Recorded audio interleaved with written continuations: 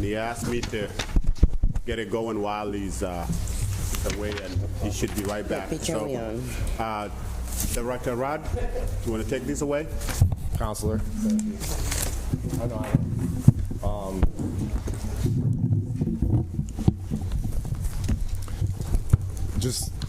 I always start thanking my staff, so I have a really great staff. I think so my job is a wonderful job that I'm very thankful for. So they're not here willingly. I forced Julie and Stacy, but Julie Castellito's the assistant director for budget. She's my deputy. Stacy is the assistant director for procurement. And then we have Mary Yaley in the back, who makes all this magic happen. And Victor Namer, who is a Maxwell grad who's been here less than a year. And Teresa Mowers is up here too, who's usually spying from downstairs on YouTube, but she's always watching. And I'm very thankful for them. They all work really hard. They get it done. And I'm very thankful for them. We also had Sarah Eaton, who just left to go to FinOps a couple weeks ago, but she was here for most of the year. Is this the part where you make everybody cry, Rod? No, later. I mean, the crying is usually not from, like, joy, right, with me. But I would like to talk about 3 divisions, right? So there is management and budget, there is purchase, and there is what has been the division of minority affairs in the budget book, and there's currently going on the next agenda is a charter change that would formally, for the last year I've been managing that division, and it would move it from NBD under the Commissioner of Neighborhood and Business Development under the Director of Management and Budget, and it would rename it the Division of Equity, Compliance, and Social Impact, which we thought a fair amount about, and we can talk about more, really probably with the council agenda as that goes forward. But my hope is that in the end, the council would make that change, and then the budget for what is minority affairs under NBD would move under OMB for the final budget book. Can you say the new name again? Title again? The Division of Equity, Compliance, and Social Impact.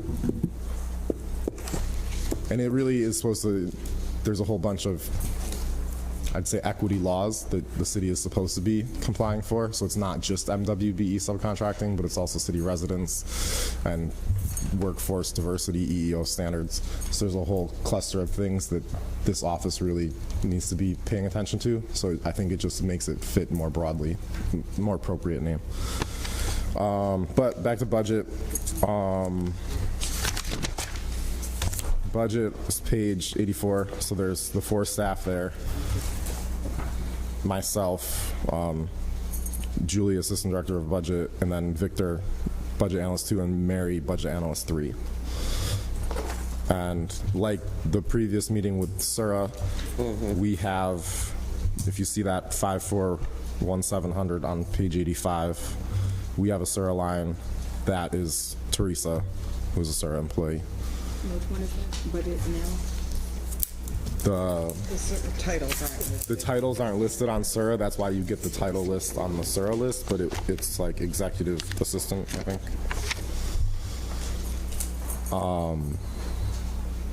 Any questions on budgets?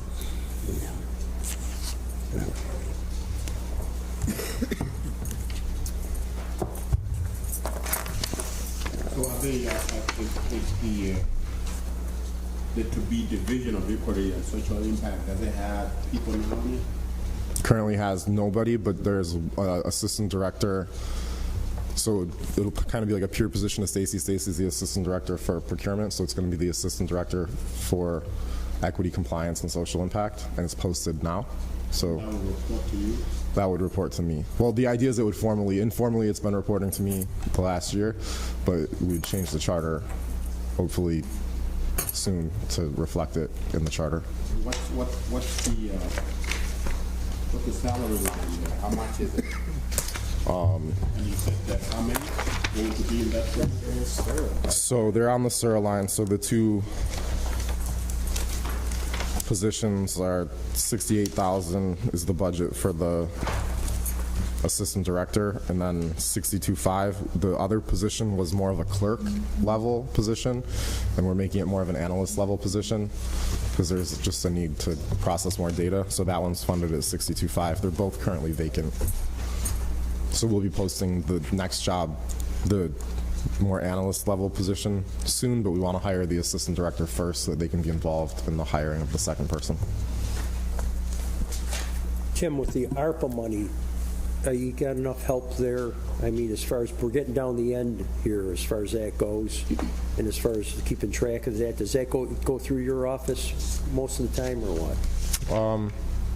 I mean, I've been involved I think we all just have more flowing through because of ARPA. So it's like, I think Stacey is certainly more busy with purchase because there's more money and more contracts going through. So like the gun violence initiative, I know she just spent a bunch of time to make that posted, and that is partially ARPA funded, you know. But I mean, as far as the allocation, because the money has to be allocated at some point and then has to be spent by 2025, or is it 2026? I can't remember. We have an ARPA working group meeting where we meet every 2 weeks that has a whole bunch of folks involved, but I'd say Jen Tift is the official leader, and then Frank is involved, and myself and Brad and a whole host of departments. It wouldn't be a good day until I answered one of your questions, Councilor Hogan. Tim's point, Jen Tift is the one who's in charge of managing the ARPA spending in general. Finance has a separate financial system set up. They run it almost like a separate fund that they're running all ARPA expenditures through. And then Janet Burke has a dedicated FTE in research that's doing all of the reporting and tracking to the feds. I think the only... I'm sorry? Committed by the end of 24 and has to be fully spent by the 26. I think that's exactly what the deputy mayor, I think our concern would be the allocation meets its benchmark and then we spend it all by. Yep. Okay. Yep. No, and we're on track to do that now. We'll spend it all? Oh yeah. We are actually we're hoping they let us overspend by like $5 million. That would I'm be sorry? nice. I said we're hoping they let us overspend by a few million. Yeah, we are currently projected to overspend. We know that some will fall off. Okay. So we're I think $3 million overspent on paper, and we know that some of that won't happen. So that's good. Yeah. What would happen if we do overspend? Well, it makes Jen won't. very uneasy, but most of the rest of us are kind of okay with it. I have a question about the new position that was added, encouraged by the council last year, the Immigrant and Refugee Affairs position that currently lives in MBD. Why isn't that in the new minority social? Well, that's part of the issue with the renaming, because the Division of Minority Affairs sends a certain type of signal, and really what it's chartered to do is focused on the equity compliance laws, and that's why it would move within the budget office with purchase, because it has to do with really having a process, having an active directory of M&W businesses in the city, and then doing outreach to them so that they're aware of the opportunities that are on the horizon, and then making sure that the prime contractors are actually using them, and then through our purchasing process collecting the information on the diversity of the primes. Also, changing the directory such that we understand the diversity of the subs, of the minority and women firms, because sometimes you want to make sure that we just want to know what the diversity of each workforce is. And then the oversight of all those contracts, so people have to actually submit a plan. What's the plan to meet the standard of 18 and 12? So any contract over $50,000, 18% is supposed to go to a minority contractor and 12% is supposed to go to a woman contractor. And that's where, so I think it would become more clear that that type of position wouldn't belong in this type of equity compliance and social impact. The social impact is really added because the intention of these equity goals is to have a social impact, right? It's to change people's lives and kind of acknowledge that people don't all start from the same point, and that we need to work with them to get them to be a provider for the company, for the city. That happened because the social impact that happened along that I-81 corridor is some of the things that I think that we're talking about when you're talking about the vision of equity. Well, so I mean, I'm trying to make it sound equity compliance. So it really is doing the compliance of the laws that give preference along equity terms, which is really important because we need to have consistent and fair outreach and communicate the standards consistently and fairly and actually hold people to account. So there's the filling in the plan, and then there's really filling in your actuals, and then there is explaining the variation to the extent there is any, and then actually understanding in the course of a year how successful were we and where weren't we successful, and then really proactively planning for the upcoming year for how to better achieve those goals, because there will be like decisions will need to be made about where the best place to achieve that compliance is. Sometimes it may be doing outreach to the business community, sometimes it may be changing the level at which we're applying the rule. Like sometimes it may make sense to apply it at the project level, sometimes it may make sense to apply it at the department level,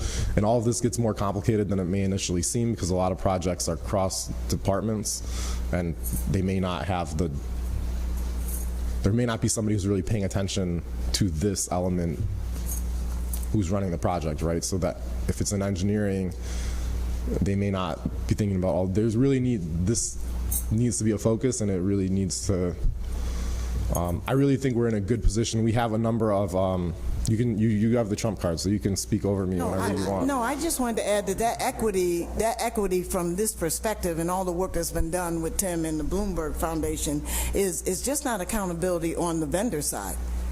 Tim holds the departments in their due diligence accountable as well. And that percentage, he will carve out of their funded, what they believe their funded allocation is, to ensure that due diligence is happening. Meaning HR with hiring in departments, or? No, this is contracting. Just contracts.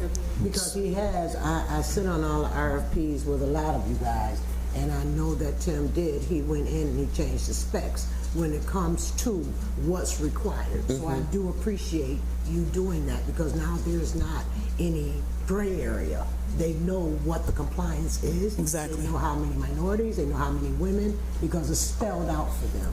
And I thank you for doing that. And he will not allow the departments to just say, just globally, this is an area that there are no vendors for. He's going to push the envelope and make us as departments. And I'm going to help him push. That's right. And that's going to remain with the city, obviously. We're not. Yes. Right. Yes. And you have oversight of those projects where there's that intersectionality where it crosses a bunch of different departments. But you'll be the person that actually makes sense of all that. It all comes. Well, I think this team, like, I think hopefully next year there'll be a third assistant director sitting here, and this team collectively will be making sure that happens. Because I do think it requires, like, our RFPs, the frameworks that we give to departments to fill in before they send it out has to have all the right information and really clearly communicate what's required. And then to the extent anything ever goes through the county, the frameworks that the county need to make sure they have are same standards that are very clearly communicated, and that we don't unintentionally undo our own standard by piggybacking on an already existing government contract. So President Hudson just said we have to get off on the right foot, right? If the RFP is flawed, the whole process ends up flawed. Absolutely. Thank you.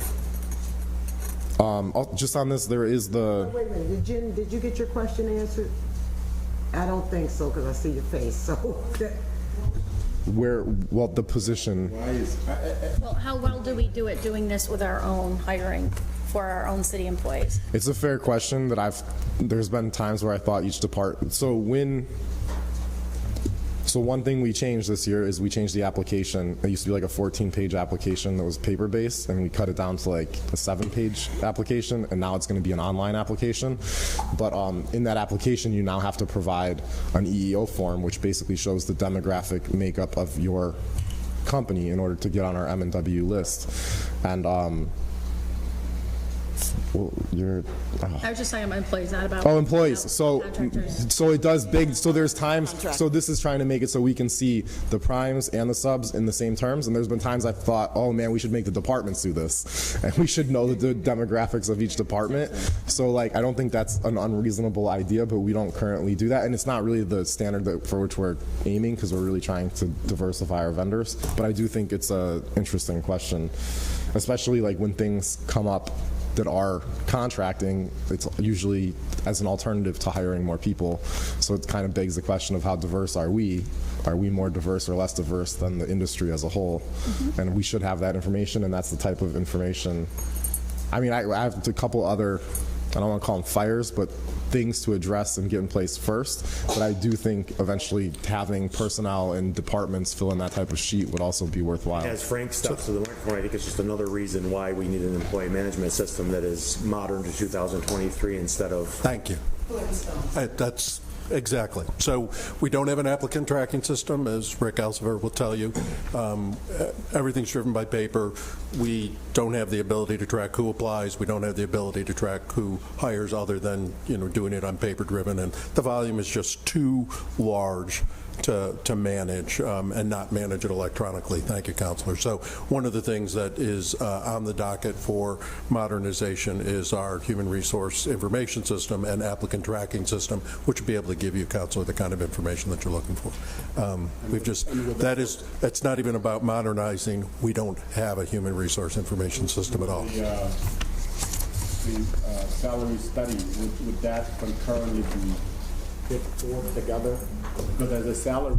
It's all about modernizing our human resources entire framework. Yes, absolutely. And so that we can be held to a standard that right now, we couldn't tell you whether we're meeting it or not without a very laborious process. And on the division of purchase, which is on page 87, but those positions we're going from 2 to 3, and the position, so right now that's Stacy, we have the purchasing contract clerk, which was Sarah Eaton, who just left, so that one's vacant and we have to fill.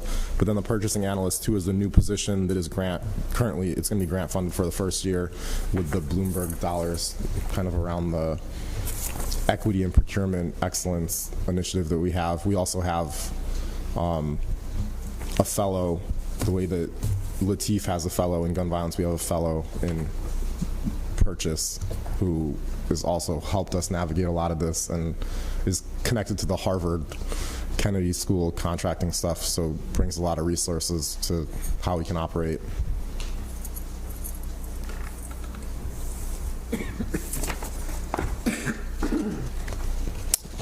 I would also just proactively say the Division of Equity, Compliance, and Social Impact is going to be physically in our suite, and I think that's definitely where it needs to be in the near term, so that we all get to know each other and work. I don't know if that's the ideal space for it in the long run, but I also think it can't be isolated. So there is a need to have a space where we can meet with, where the assistant director can really engage with M&W companies and have that outreach. And that ideal space may not be the second floor of City Hall behind a coded door with the budget staff. But I don't think we yet know what that solution is, but I think that's something where we're open in the long run to where they should be located. But right now I think there's the need that we're all together and build the relationships and get the processes down to be able to do this right.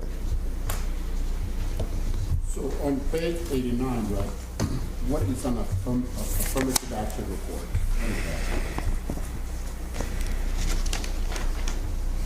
Page 89. I see it. Yeah.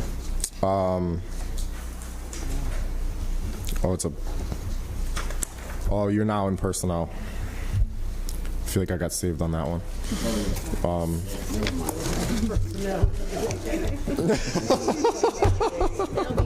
Councilor Jacques, you doing that on purpose, trying to catch them?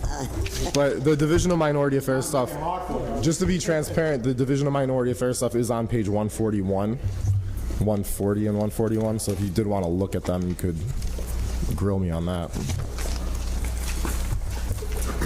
Tim, can I do a question while Yeah. people are reading that? So RFP process, obviously I've been part of many of them as well, and your whole team does an amazing job with it.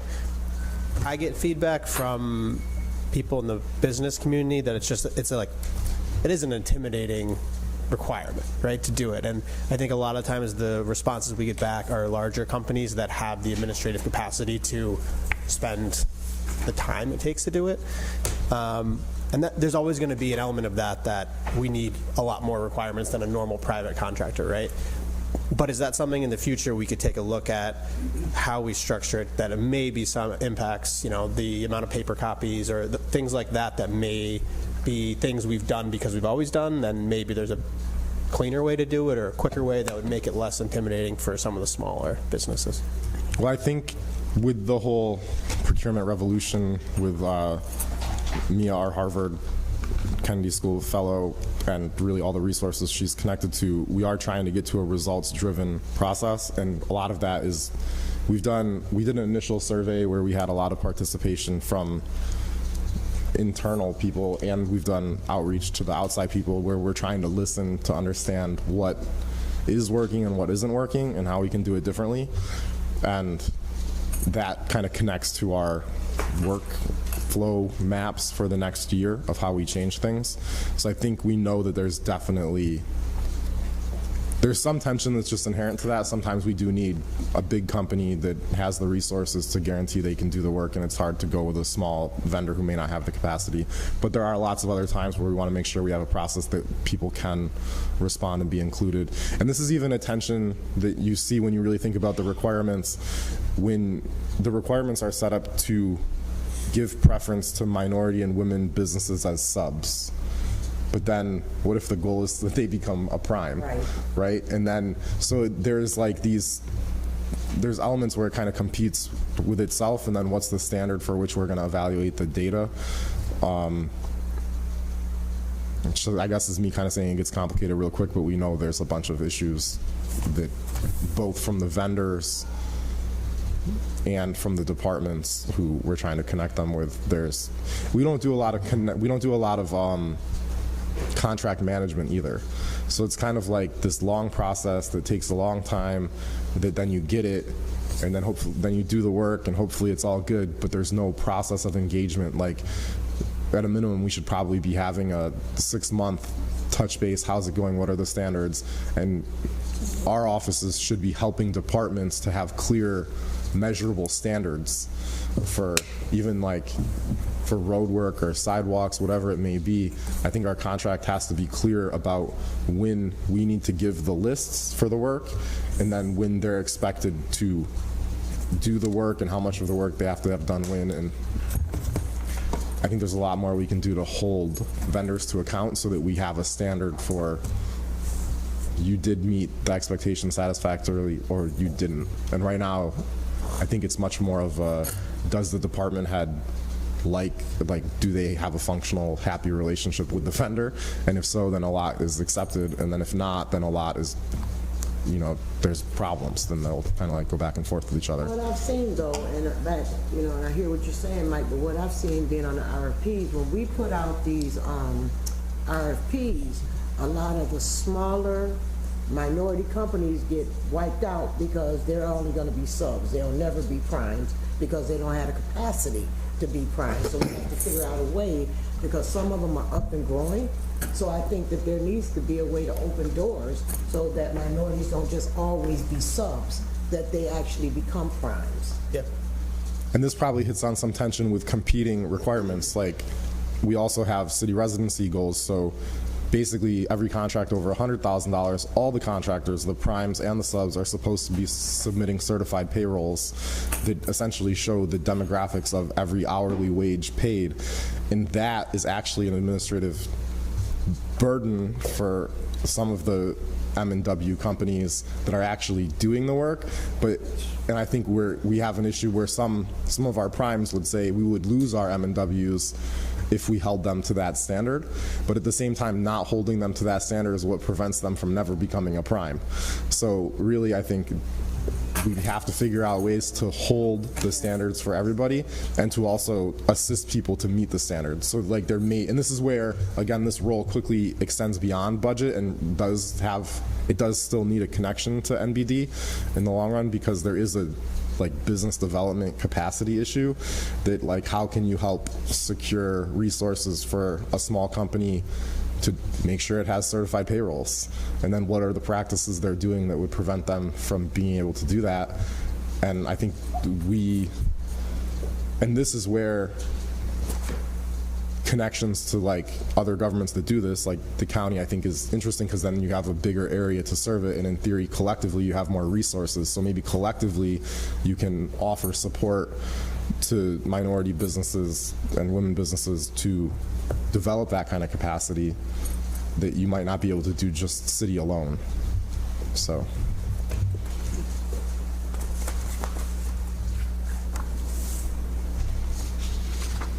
I saw something I wanted to ask about, but I can't find it now. Because it talked about the projects that's in the hopper. Where is it? 140? Huh? 140? No, it wasn't. Just doing the minority affairs. I'm under, still under budget. But I was looking, projects being financed. It says that we did, actual was 25 and we're estimating 30. So we still have 30 projects being financed? What page? I'm sorry. 83. This is a debt service. Capital finance. So I think it's just an estimated, that's the number of projects that we have with bonding in the capital plan for the upcoming year. So we're bonded for 30 projects? Or I guess we're planning to bond for. Okay. But even that's one of these areas where I think I understand it, and then I realize how much more complicated it is. But capital projects, so there was a point where I thought, oh, we should assign all the equity compliance stuff to the capital project when there's a capital project. But then the capital projects are often using multiple contracts to achieve one project, right? So they're using the sidewalk contract, the road paving contract, the curb contract, some other contracts, and really all the laws are set around each contract. And like the capital projects become a really difficult place to assign accountability.